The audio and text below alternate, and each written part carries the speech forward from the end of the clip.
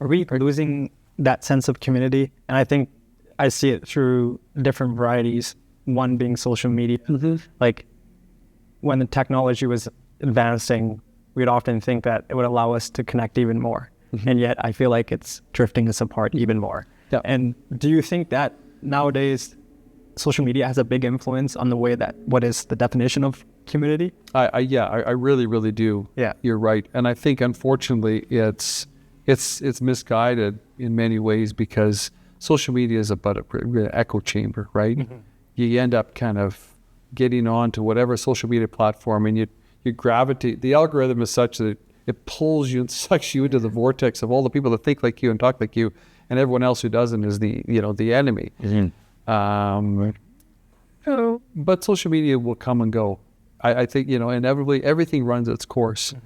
But I think this power of community is, you look at the history of humanity, and that's the thing to me that endures. It's sounding very philosophical maybe, but really when you take a look at how societies have been strong and have endured, kind of like, weeds coming out of a sidewalk crack, you think, how can that grow in that environment?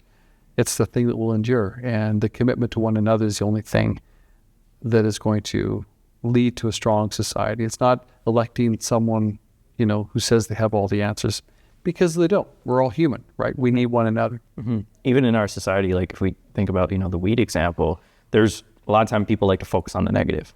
Oh, there's a weed, but then you notice it's a flower garden, and there's beautiful parts, and there's also negative parts.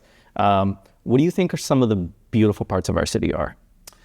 It's a great question, because you're right. The easy thing is the negative. Yeah. What gets the clicks on social media is the negative. What still sells the newspapers for those that read it, right, are the headlines that grab your attention of some disaster that's happened. What the beautiful, powerful parts of the city are the people and the connections and the people committed to the city.